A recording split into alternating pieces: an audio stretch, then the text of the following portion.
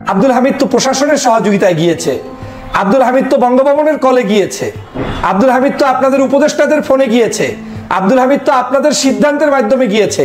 আপনি আবার বাংলাদেশে তদন্ত করে কার বিচার করবেন? জনগণের সাথে এই সকল প্রতারণা, এই সকল রহস্যময় কথাবার্তা বলার দরকার কি আছে আপনাদের? আপনারা জুলাই বিপ্লবটাকে ধ্বংস করে দিয়েছেন।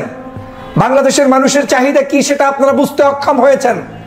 আপনারা আব্দুল হামিদকে বাংলাদেশ থেকে অন্য দেশে যাওয়ার সুযোগ করে দিয়ে এখন আবার বলছেন হামিদকে এই দেশ থেকে অন্য দেশে যাওয়ার সুযোগ যারা করে দিয়েছে তাদেরকে আইনের আওতায় আনবেন।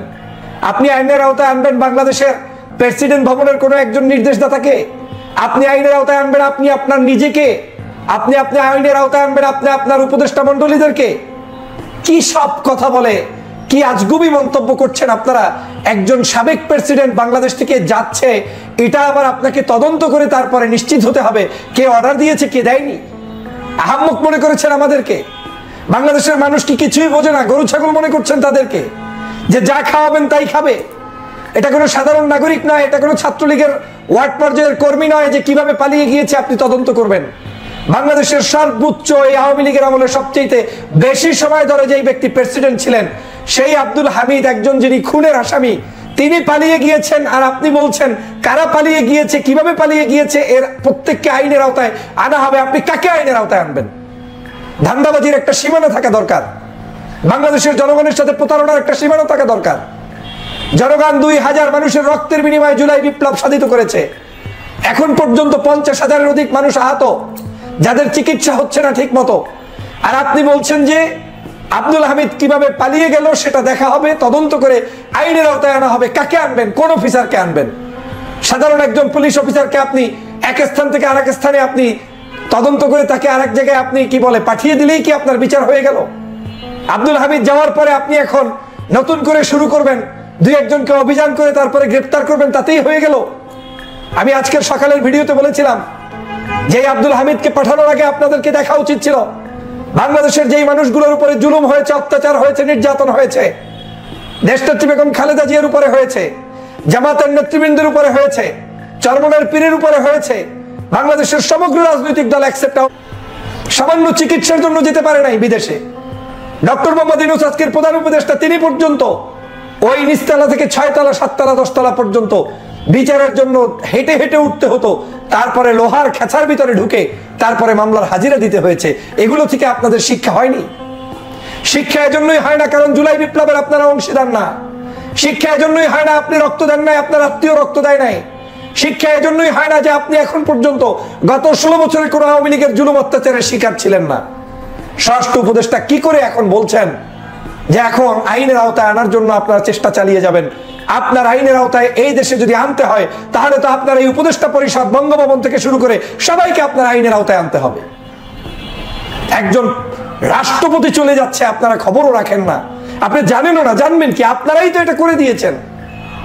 আপনার অনুমতি ছাড়া, স্বরাষ্ট্রমন্ত্রী উপদেষ্টার অনুমতি ছাড়া, আইন উপদেষ্টার অনুমতি ছাড়া, একজন বঙ্গভবনের অনুমতি ছাড়া এরকম একজন রাষ্ট্রপতি তিনি যেতে পারেন? একজন রাষ্ট্রপতি তিনি চিকিৎসা নিতে গেলে পর্যন্ত, বাসায় থাকলে পর্যন্ত তার সমগ্র তথ্য এই রাষ্ট্রের প্রত্যেকের কাছে আছে। তিনি মৃত্যুর আগ পর্যন্ত আপনাদের হাই সিকিউরিটির ভিতরে আছে। তো যেই লোকটি সিকিউরিটির মধ্যে 24 ঘন্টা চলাফেরা করছে তাকে আপনার এয়ারপোর্ট থেকে বিদায় দিচ্ছেন আর বলছেন আমরা কারা বিদায় দিয়েছে জানি না, তাদেরকে বিচারের আওতায় আনবেন। এই সকল তামাশা বন্ধ করা উচিত, এই সকল ধৃষ্টতাপূর্ণ আচরণ বন্ধ করা উচিত। জনগণের মধ্যে নতুন করে আমার মনে হচ্ছে যে একটি দেশ একটু ঠান্ডা ছিল, পরিস্থিতি একটু সুষ্ঠু ধারায় যাওয়া ধরছিল, সেটার মধ্যে আবার কার কোন কারণে ষড়যন্ত্রের অংশ হিসেবে এই আব্দুল হামিদকে আপনারা এখন আবার দেশ ত্যাগ করালেন। এভাবে করে আওয়ামী লীগের সব খনিগুলো দেশ থেকে পালিয়েছে, কাউকে দেশ ত্যাগ করানো হচ্ছে, কাউকে আরামায়েশে এখনো থাকার সুযোগ করে দেওয়া হচ্ছে। অথচ জুলাই বিপ্লবের পরে প্রত্যেককে গ্রেপ্তার করে আইনের আওতায় আনা উচিত ছিল।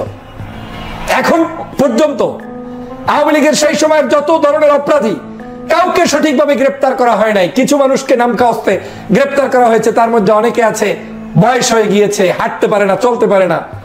অনেকে আছে আওয়ামী লীগ করে কিন্তু অপরাধের মাত্রাটা ওই ওবায়দুল কাদের ষষ্ঠ পররাষ্ট্র মন্ত্রীদের মতো, শেখ হাসিনার মতো হয়তো নেই।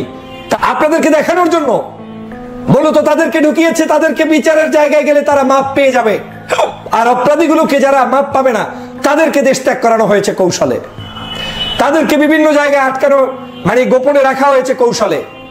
আমরা কয়েক মাস আগে রিপোর্ট দেখেছিলাম যে বাংলাদেশের স্পিকারের পাসপোর্ট তৈরি হচ্ছে।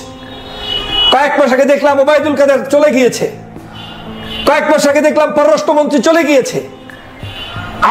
আওয়ামী লীগের সকল সিনিয়র নেতারা সব চলে গিয়েছে। এখন ভণ্ডামি করছেন কার সাথে? কাকে আপনি এখন নতুন করে গ্রেফতার করবেন বলেন?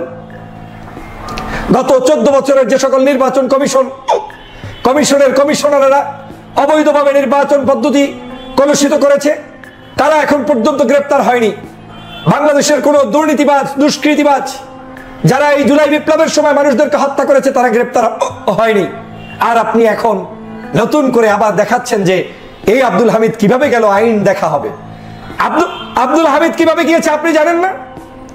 রাতের বেলা আপনি জানেন না যে বাংলাদেশের একজন প্রেসিডেন্ট বাংলাদেশ থেকে বের হচ্ছে?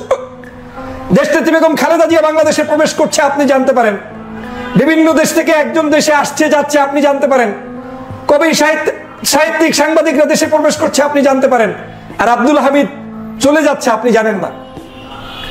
মিথ্যা বলে জনতার সাথে প্রতারণা করে আজকের এই সরকার আমাদের সাথে বেইমানি করছে। আমি মনে করি এই সরকারের নৈতিকতা হারিয়েছে। জুলাই বিপ্লবের যে মূল চেতনা, সেটা তারা ধ্বংস করে দিয়েছে। এই মুহূর্তে আর কোনো অপশন নেই।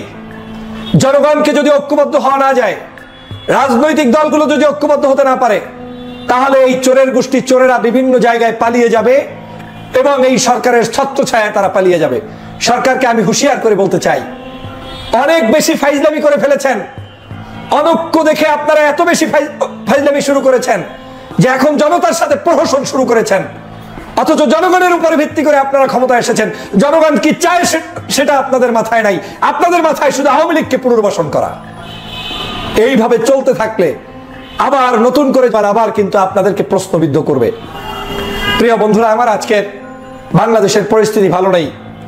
আমাদেরকে ঐক্যবদ্ধ হতে হবে। এই উপদেষ্টা পরিষদে যারা আছে, আমি বহুবার বলেছি, একজনের মধ্যেও সেই জুলাইয়ের চিন্তা চেতনা নেই। চেয়ার পাওয়ার পরে সবাই যার যার মতো ব্যস্ত হয়ে পড়েছে, যার যার মতো কাজে ব্যস্ত। একটু বিপদে পড়লে ফেসবুকে পোস্ট করে আর বলে যে আমরা এই কারণে পারছি না, ছাত্র আছে মাত্র 2 জন, আমরা কি করব। আর অনৈক্য বিস্তারের জন্য ওনাকে ফেসবুকে 24 ঘন্টা লেখালেখি করতে থাকে। বাংলাদেশের রাজনৈতিক দলগুলোকে শত্রু বানানোর জন্য ওনারা ওনাদের মতো মন্তব্য করে, ওনারা নিজেরা দল গঠন করে, ওনারা যা ইচ্ছা তাই করে। আর যখনই বিপদে পড়ে তখন বলে যে আমরা কিছু জানি না, আমরা ছাত্র মানুষ, আমরা মাত্র 2 জন। আপনারা 2 জন পদত্যাগ করে বের হয়ে যান, রাস্তায় নেমে আসুন, তারপরে মানুষের কাতারে দাঁড়িয়ে সরকারের বিচার চান। যারা যারা অপরাধী তাদেরকে গ্রেপ্তার করতে সবাই নেমে আসুন। আপনাকে ওখানে থেকে করতে বলছে কি যদি কিছু করতে না পারেন। আর মানুষের মধ্যে অনৈক্য তৈরি করে দিবেন, বিভিন্ন রাজনৈতিক দলগুলোকে বিতর্কিত করে দিবেন, জামাতকে যুদ্ধাপরাধী বানিয়ে দিবেন, বিএনপিকে চোর ডাকাত বানিয়ে দিবেন, অন্য দেশপ্রেমিক রাজনৈতিক দলগুলোকে অপরাধী বানিয়ে দিবেন। নির্বাচনের কথা বললে আপনি অসুস্থ হয়ে পড়বেন। বিভিন্ন ধরনের মন্তব্যগুলোর বিরুদ্ধে আপনারা কথা বলবেন। আর আপনারা এখন যখন এই ব্যাপারে প্রশ্ন তোলা হয় তখন আপনারা চুপ করে থাকেন, তখন আপনারা মন্তব্য করেন। এটা হতে পারে না প্রিয় ভাইরা আমার। সে কারণে বলছি, আজকের এই চরম মাত্রায় একটি নতুন করে ষড়যন্ত্র চলছে। এই ষড়যন্ত্র থেকে আমাদেরকে রুখতে হবে এবং সবাইকে ঐক্যবদ্ধভাবে এই ষড়যন্ত্র মোকাবেলা করে এই ষড়যন্ত্রের পাড়ি দিয়ে আবার দেশ গঠন করার জন্য সবাইকে এক হতে হবে। এই সকল ষড়যন্ত্রের হাত থেকে যদি দেশকে আমরা রক্ষা করতে না পারি, তাহলে আমাদের এই প্রিয় মাতৃভূমি নষ্ট হয়ে যাবে, ধ্বংস হয়ে যাবে।